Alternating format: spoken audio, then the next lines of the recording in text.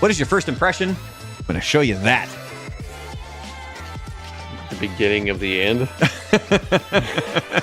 So I saw this picture. Somebody posted it on Reddit with the question of when did WCW become unwatchable TV for you? I'm not talking about moments like the F-Pod or Starrcade 97. I mean week to week bad. You know what the funny thing is about that is I actually saw an interview with Arquette, and he said after he won that championship, he was back in the locker room, and he's like super excited and going nuts, and then he turns to Booker T. He's like, yeah, man, this is great. How many times have you won it? And Booker T goes, none. And he said David Arquette then sat there, and he said he felt like the worst asshole ever, because here he is, a guy that's never been in wrestling, and he gets the belt. And Booker T had been doing it for like 15 years at that point and had not won the belt. So, yeah. Wasn't this also all kind of around the movie he did? Yeah, the movie. Yeah. The movie. Because he only held the belt, I think, for like a week, and then he ended up losing it. But yeah, it was people make it seem like he held it for a month. Yeah, people make it seem like he held it for a month. I think it was just the sheer fact that he won it. Yeah, well, I mean, it's highly disrespectful to give that belt to somebody. You know whose idea was? And who hasn't put his body on the line like all these other guys have for so long. You know who's slap in the face. Yeah. You know whose idea it was? Brainchild? Tony Schiavone. So if you want to hate somebody about it, you can hate Tony Schiavone because he brought it up as a hey, well, what if this happened instead? And they ran with it.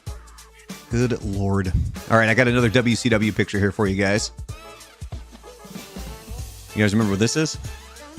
Oh, the restaurant. The WCW Nitro Grill. It was in Circus, wasn't it? It was a pro wrestling themed steakhouse in Las Vegas. By the way, how was it? I'm assuming it didn't do well because it opened May 22nd, 1999, and it was closed a little over a year later on September 30th, the year 2000. The restaurants is a hard business anyways. Yeah, I mean, their plan was obviously to go open a whole bunch of these as a franchise. Right. And they would host parties for WCW Monday Nitro and WCW Thunder. Where the big boys eat. Yeah. I like it. They superimposed a fork and a knife in his hand from another picture. What are you talking about? It looks realistic. They should have put a giant steak hanging from its mouth.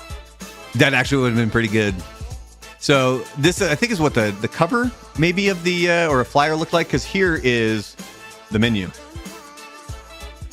You got the Thunderburger, Sting Burger, Hogan Burger. So basically, burger is what you're getting. Yeah, you got the DDB, the Diamond Dallas Burger, the Gold Burger.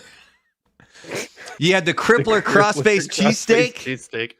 Havoc I Chicken. Remember, I looked at the menu and they had like steaks and like other stuff besides burgers. Was one of them they had the Super Brawl. Steak? They had the Super Brawl steak sandwich right here. Oh, you know what would have been better for the Big Sexy if it was like a wiener? It would have been the Big Sexy hot dog. Extra long.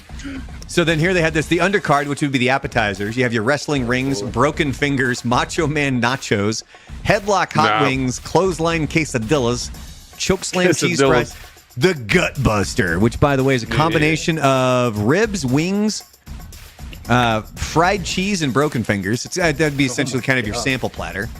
They basically stole an Applebee's menu and just put like wrestling names on it. Yeah. That's probably really all they did for this whole thing. So, or Planet Hollywood, one or the other.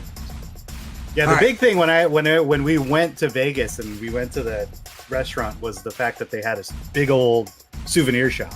Yeah, and I remember I think we bought my brother a Nitro Stein, a glass Stein that said Nitro on it. Are you sure it wasn't a Nitro Steiner? Oh, maybe.